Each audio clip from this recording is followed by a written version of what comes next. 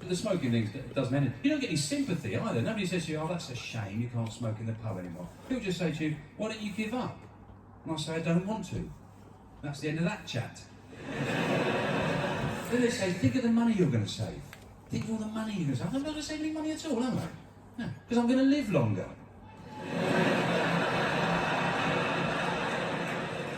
But it's going to cost me a fortune. Jigsaws and conservatories. My advice, if you haven't got a pension, keep smoking. You'll end up working in B&Q, you know, when you're 70, getting bullied by a 21-year-old with complicated waxed hair. Go on, Grandad, get the curtain up, you old bastard. Lovely image.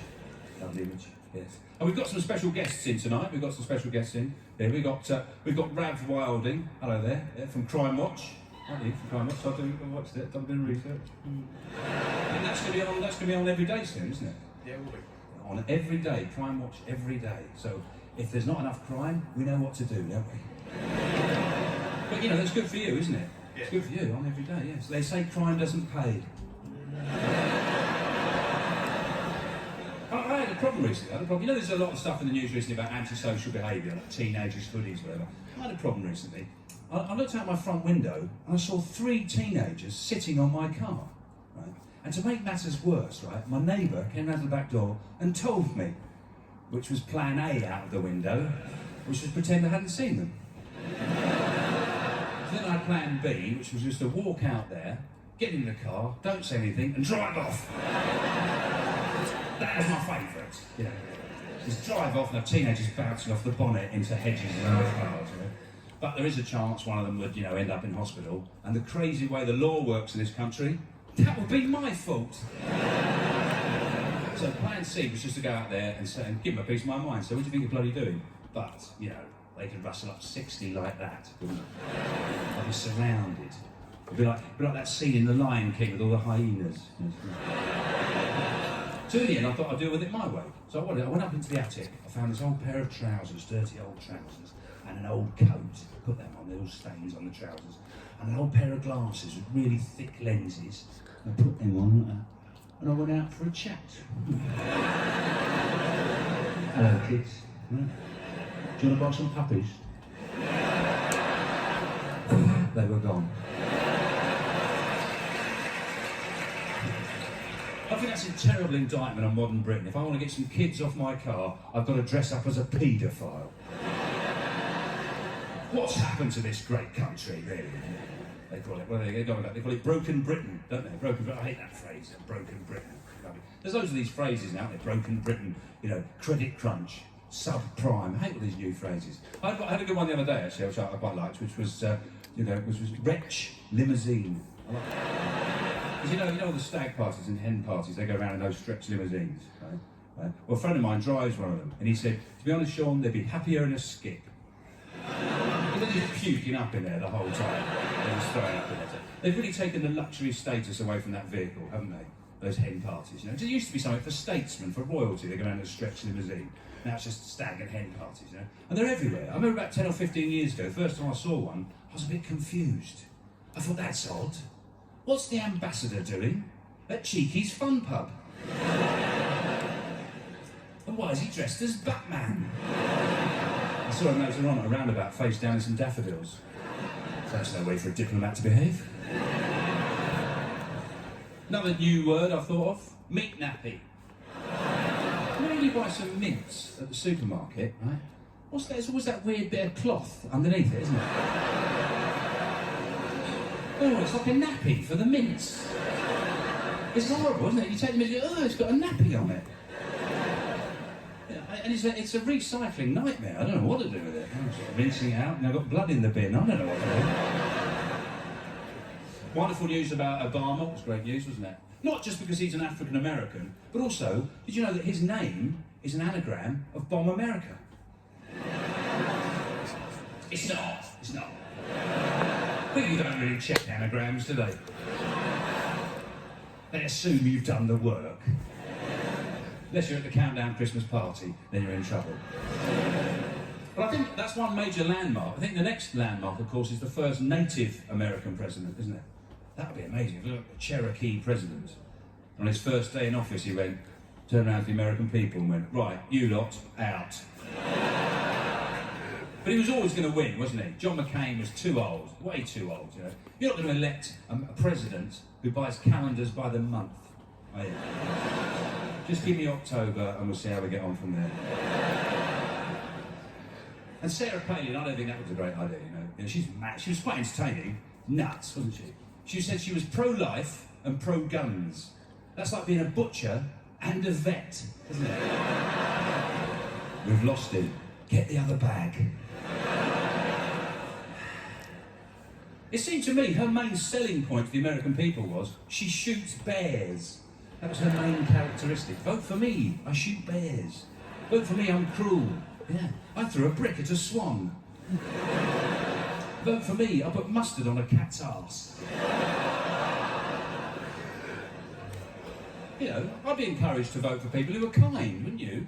Vote for me, I open the window for flies. Off you go, matey. Don't come back too soon, though. You're a bit annoying. And Barack Obama's got a hell of a job on his hand, hasn't he? Particularly with the economy in America. And I've got a bit of advice for him, actually. My first bit of advice for him is stop naming hurricanes. Stop naming them. Because, you know, you think of the amount of coverage they get worldwide, surely it'd be better to sponsor them. You know, the city of New Orleans is bracing itself for the arrival of Hurricane Danon. It's a money spinner. It's a money spinner, isn't it? But to be honest, I quite envy the Americans, you know, because there's an alternative to George Bush, you know, they get Barack Obama. But the alternative to Gordon Brown is David Cameron. It's not quite as thrilling, is it? David Cameron, a man who put a wind turbine on his house, which provides enough energy to power his crazy ideas machine.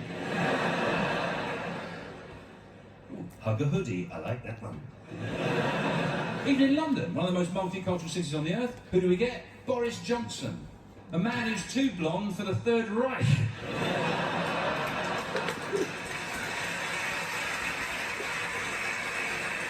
I'm not saying he's a Nazi, by the way. You know, I'm not sure what he is. I'm not sure there's anything inside there. I reckon somewhere on his body there's a zip, and anyone could just get in and go, whoa. Oh, Boris, whoa.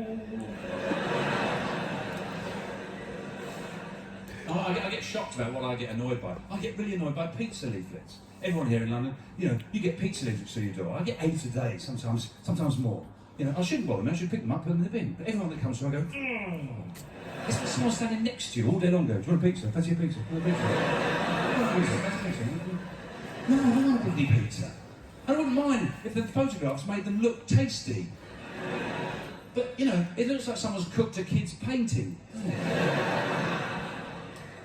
Another thing that annoys me, tea bags. Oh, God, because they're not bags, are they? You can't put anything in them, you can't take anything out.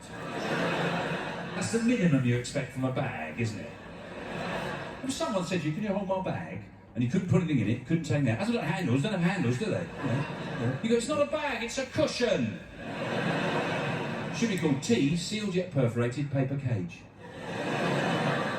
Suppose they can't fit that on the box, can they? I've beaten halfway. Herbal prisoner, permeable mesh. I'm a reasonable guy. Another thing drives me mental, you know, there's the self-checkouts at supermarkets. Oh, God. I come away from that. I don't not feel like a man. I don't even feel like a mammal. I feel like an amoeba when I come out of that place. Because nothing swipes, does it? I'm swiping, nothing swipes. Okay, I won't have carrots this week. I can live without butter. The other day I was begging it to let me have a chicken. No, just have a chicken. Just a chicken. I was rubbing it, banging it, swiping it. I'm going to leave the money here and I'm going, okay? You do your worst. Oh, I hate coming out of that place. I walk up there with 2 bags of shopping, I come away with a can of Coke and an apple. For some weird reason, the apple swiped, it hasn't got a sticker on it. It worries me, I get annoyed by the most... so what really annoys me? Wrong numbers. People dial me up with the wrong number. But I don't get angry. What I do, and you should do this, it's great fun, I don't let on it's a wrong number. It's great fun. So someone rings up, you know, hello, they say, is Mandy there? Mandy? Oh yeah, just hold on a sec, just a sec.